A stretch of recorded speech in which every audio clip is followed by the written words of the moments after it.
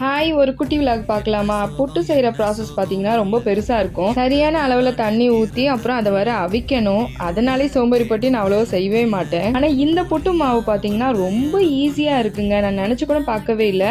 இப்போ பாண்டிச்சேரியில் போட்ட ஷாப்பிங் எக்ஸ்போவில் வந்து ஒரு ஷாப்பில் வந்து வாங்கியிருந்தேன். இந்த சிகப்பரிசி புட்டு மாவுன்னு சொல்லியிருந்தாங்க. அதை நான் வாங்கியிருந்தேன். இந்த புட்டு மாவு பார்த்தீங்கன்னா வந்து மாவு மாதிரிலாம் கிடையாது. அரிசியை வந்து நம்ம பொடி பண்ணி வச்சிருந்தா எப்படி இருக்கும் அந்த மாதிரி இருக்குது பார்க்க. எந்த கப்பில் இந்த அரிசியை நம்ம எடுக்கிறோமோ அதே கப்பில் நல்ல சூடான தண்ணியை ஊற்றி மூடி வச்சிங்கன்னா அந்த கிரேட் கிரிகால மேஜிக் ஷோ மாதிரி புட்டு வந்துடுது.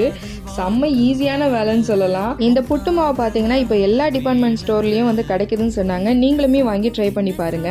ஒரு மாசமா சிறுக சிறுக சேர்த்து வச்சதுன்னு சொல்ற மாதிரி நெய்க்காக நிறைய பாலாடை வந்து எடுத்து வச்சிருந்தேன். அதனால இன்னைக்கு நெய் செஞ்சிடலாம்னு சொல்லி அதையும் உருக்கிட்டு ப்ரௌனி வந்து ஆர்டர் இருந்தது, அதையுமே வந்து கம்ப்ளீட் பண்ணியாச்சு. இன்னைக்கான குட்டி விளாக் இதுதான். அடுத்த குட்டி விளாக்ல சந்திக்கிறேன். அது வரைக்கும் பாய்.